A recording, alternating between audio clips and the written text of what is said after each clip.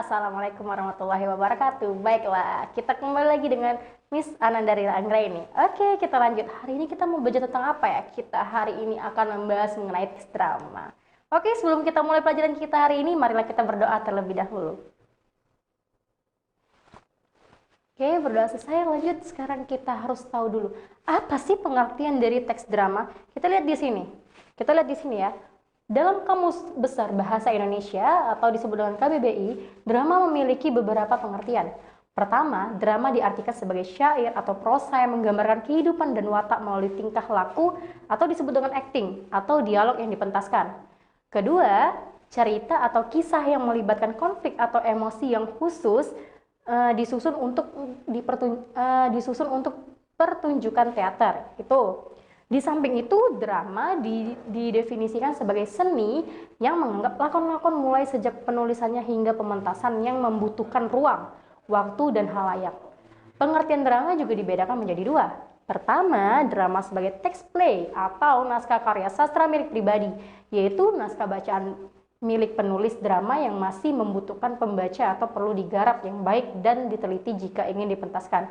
Kedua, drama sebagai teater atau pementasan dalam seni kolektif atau pertunjukan yang siap dipentaskan sehingga berfungsi sebagai tontonan pertunjukan. Itu pengertian dari drama. Sekarang kita lihat fungsi. Apa sih fungsi teks drama? Kita lihat di sini. Teks drama berfungsi untuk menghibur. Hal tersebut selaras dengan definisi drama yang pada akhirnya teks tersebut akan dipentaskan. Salah satu contoh drama yang berfungsi menghibur adalah Cinta Brontosaurus karya Raditya Dika. Selain itu, drama juga berfungsi untuk kritik sosial, misalnya mengkritik kebijakan pemerintah. Hal tersebut dapat dilihat dalam drama berjudul Mengapa Kau Culik Anakku karya Seno Gumira Aji Dharma. Lanjut struktur, kita lihat nih struktur drama. Ada prolog, dialog, epilog. Nah, di bagian dialog itu ada orientasi, komplikasi, resolusi. Nah, itu kita harus diperhatikan ya. Oke, lanjut. Prolog. Apa sih itu prolog? Kita lihat, merupakan kata-kata pembuka, pengantar, ataupun latar belakang cerita yang biasanya disampaikan oleh dalang atau tokoh tertentu. Pada teks drama di atas, prolog dapat dilihat pada kutipan berikut ini. Musik blues fade in, lampu meredup, bapak melamun, ibu masih membaca, musik blues fade out, lampu terang. Nah, itu. Lanjut dialog. Orientasi, sesuatu cerita menentukan aksi dalam waktu dan tempat. Memperkenalkan para tokoh, menyatakan situasi sesuatu cerita, mengajukan konflik yang akan dikembangkan dalam bagian utama cerita tersebut. Dan ada kalanya membayangkan resolusi yang akan dibuat dalam cerita itu. Selanjutnya epilog. Apa itu epilog? Epilog itu merupakan kata-kata yang berisi kesimpulan ataupun amanat tentang isi keseluruhan dialog. Bagian ini pun biasanya disampaikan oleh dalang atau tokoh tertentu. Oke, kita lihat di sini. Kaidah kebahasaan teks drama. Jadi drama itu merupakan karya fiksi yang dinyatakan dalam bentuk dialog. Oleh karena itu, kalimat-kalimat yang tersaji di dalamnya hampir semua berupa dialog atau tuturan langsung para tokohnya. Adapun kalimat-kalimat tidak langsung ada pula pada bagian prolog dan epilognya. Drama pun menggunakan kata ganti orang ketiga pada bagian prolog dan epilognya. Karena melibatkan banyak pelaku atau tokoh, kata ganti yang lazim digunakan adalah mereka. Lain halnya dengan bagian dialognya, yang kata gantinya adalah kata orang pertama dan kedua. Mungkin juga digunakan kata-kata sapaan, seperti yang dimaksud adalah aku, kita, sebagaimana halnya percakapan sehari-hari. Dialog dalam teks drama seringkali menggunakan kosakata percakapan, seperti oh, ya, aduh, sih, dong. Nah, mungkin di dalamnya banyak ditemukan kata-kata yang tidak baku dan juga tidak lepas dari kalimat-kalimat seru-seruhan pernyataan. Selain itu, teks drama memiliki ciri-ciri kebahasaan sebagai berikut. Kita lihat nih, yang pertama, banyak menggunakan kata yang menyatakan urutan waktu, konjungsi kronologis. Contohnya, sebelum, sekarang, setelah itu, mula-mula, kemudian. Itu. Yang kedua, banyak menggunakan kata kerja yang menggambarkan suatu peristiwa yang terjadi, seperti menyuruh, menobatkan, menyingkirkan, menghadap, beristirahat. Yang ketiga, banyak menggunakan kata kerja yang menyatakan sesuatu yang dipikirkan atau dirasakan oleh tokoh. Contohnya ini, merasakan, menginginkan, mengharapkan, mendambakan, mengalami. Dan yang keempat, menggunakan kata-kata sifat, descriptive language, Oke, untuk menggambarkan tokoh, tempat, atau suasana. Kata-kata yang dimaksud misalnya rapi, bersih, baik, gagah, kuat. Nah, oke. Sekarang kita lihat di sini. Ada prosedur pembelajaran teks drama itu ada mengidentifikasi alur drama. Kita lihat di sini. Alur dalam drama itu merupakan bagian dari struktur komplikasi. Pada struktur komplikasi inilah muncul permasalahan. Konflik yang akhirnya memunculkan perumitan masalah atau disebut dengan klimaks yang nantinya akan menuju peleraian pada struktur resolusi. Nah, langkah-langkah yang dilakukan dalam mengidentifikasi drama. Kita lihat di sini. A. Membaca dan mencermati teks drama Mengapa Kau Culik Anakku. B. Mengidentifikasi permasalahan yang terdapat pada teks drama tersebut. Permasalahan dapat ditemukan pada kutipan berikut. Kita lihat di sini. Si bapak tuh bilang kayak gini. Untuk apa kamu baca itu? Ibu pun menjawab. Loh, bapak ini bagaimana sih? Bapak, bagaimana apa? Ibu, baru setahun kok berusaha lupa. Kita lihat selanjutnya. Mengidentifikasi konflik yang ada pada teks drama tersebut. Konflik dapat ditemukan pada kutipan berikut. Ibu, gawat. Bapak, apa ya? Kenapa begitu gawat? Ibu, karena melupakannya adalah dosa besar. Ya. Kita lanjut ke mengidentifikasi klimaks, permasalahan atau perumitan yang terdapat pada teks drama tersebut. Klimaks atau perumitan terdapat pada kutipan berikut. Bapak langsung memanggil ibu. Bu, ibu pun menjawab. Orang-orang itu menghabisinya seperti menghabisi seekor musang. Orang itu digorok seperti binatang. Ibu menutupi mataku, tapi aku tidak bisa melupakan sinar matanya yang ketakutan. Aku masih ingat sinar mata orang-orang yang mengayunkan linggisnya dengan hati riang. Kok bisa terjadi semua itu? Bagaimana perasaan anaknya mendengar jeritan bapaknya? Bagaimana perasaan istri mendengar jeritan suaminya? Bagaimana perasaan ibu mendengar jeritan anaknya?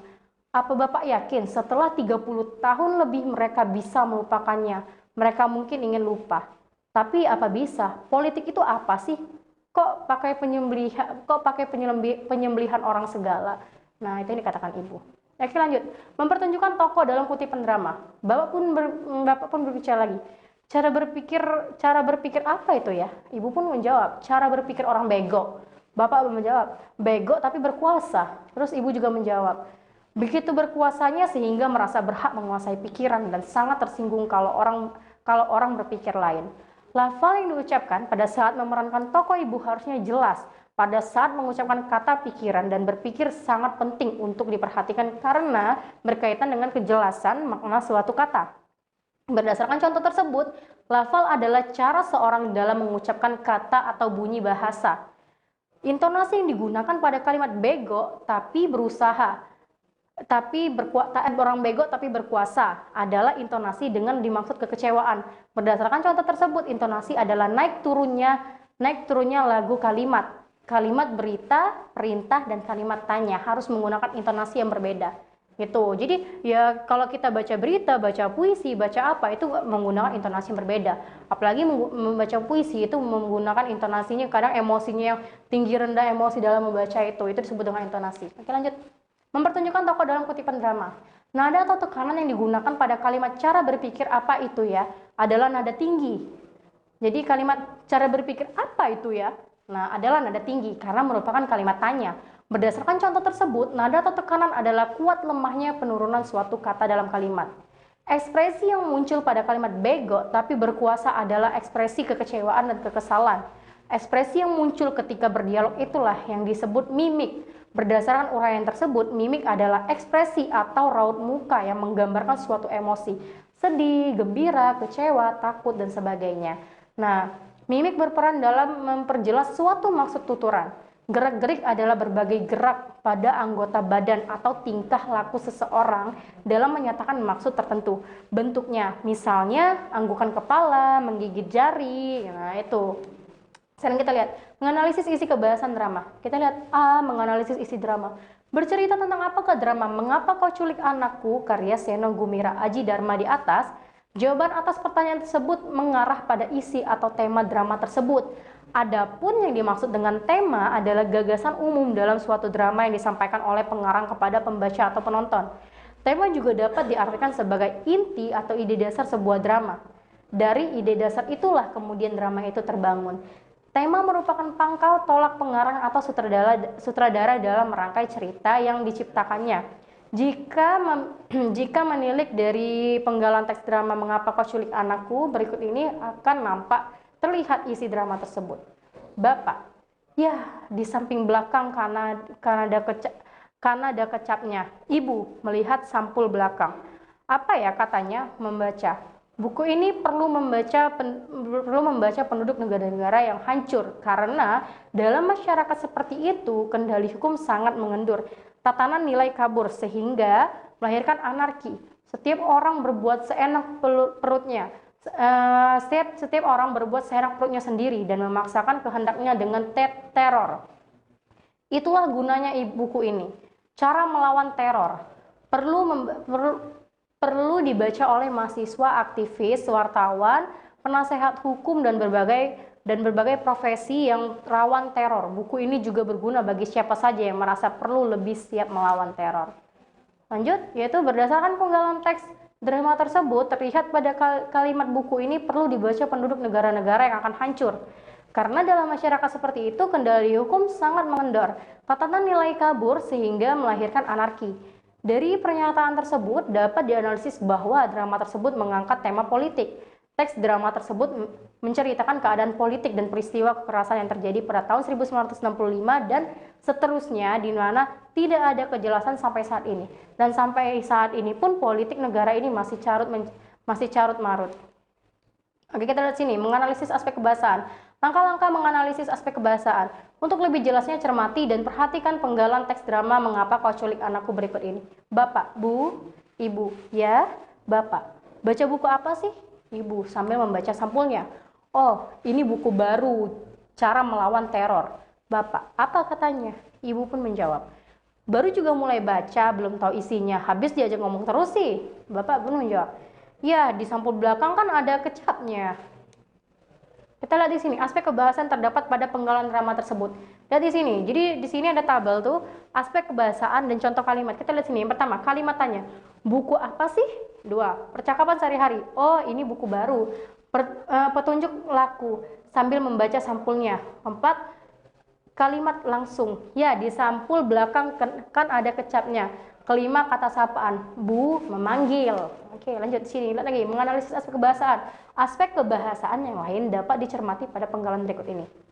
Bapak, kita harus membicarakannya. Ibu, ya kalau perlu sengaja memperingatinya. Bapak, tidak mukul dubur mendem jero. Melupakan yang buruk mengingat yang baik. Ibu, nggak usah. Bapak, waduh, gawat. Jadi kita lihat di sini aspek kebahasaannya. Kata ganti, contohnya, kita harus membicarakannya. Kita di sana sebagai kata ganti. Kata kerja mental, menyatakan sesuatu yang dipikirkan. Melupakan yang buruk, mengingat yang baik. Melupakan dan mengingat, itu kata kerja mentalnya. Kalimat seru, nggak usah, ada tanda seru di sana. Lanjut, selain aspek kebahasaan yang telah disebutkan di atas, masih ada aspek kebahasaan yang lain dapat dicermati pada penggalan teks drama berikut ini. Kita lihat di sini, Ibu. Waktu itu aku tidak tahu kalau sekolah libur. Aku berangkat ke sekolah.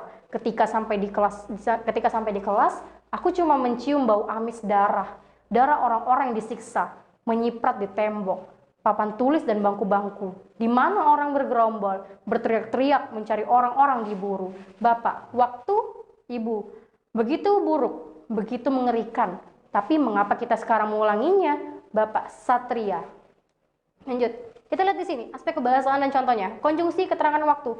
Waktu itu, nah itu ada yang udah mistebelin itu ya. Lihat di sana ada teks yang bilang, waktu itu aku tidak tahu kalau sekolah libur. Aku berangkat ke sekolah. Ketika sampai di kelas, aku cuma mencium bau amis darah.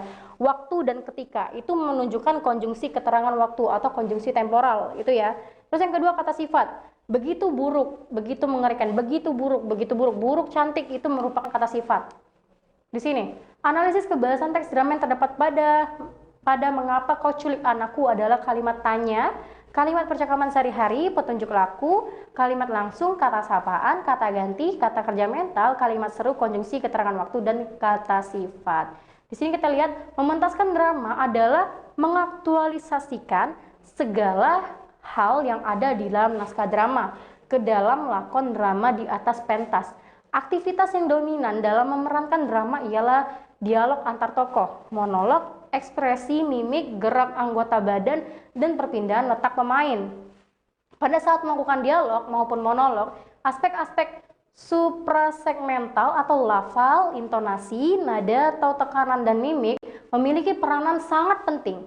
Lafal yang jelas, intonasi yang tepat, dan nada atau tekanan yang mendukung penyampaian isi atau pesan. Sebelum memerankan drama, kegiatan awal yang dilakukan adalah membaca dan memahami naskah drama. Nah, jadi sebelum pentas itu harus dipahami dulu naskah dramanya. Jangan sampai nanti kalian bawa-bawain aja, nanti gak sesuai. Dialognya seperti ini, misalnya dialognya menggunakan emosi yang tinggi, tapi kalian bacanya datar. Misalnya nih, marah. Bapak ini bagaimana sih? Tapi kalian nanti pas kalian pentaskan, Bapak ini bagaimana sih? Ya itu kan beda kan? Nah gitu, lanjut. Oh, oke, ternyata sudah habis. Oke, sekian materi kita pada hari ini mengenai teks drama. Sebelum kita mengakhiri, marilah kita berdoa terlebih dahulu. Oke, terima kasih untuk pembelajarannya hari ini. Semoga bermanfaat, semoga kalian paham apa yang sudah Miss Rira sampaikan. Nah, Miss pamit undur diri. Miss akhiri, wassalamualaikum warahmatullahi wabarakatuh.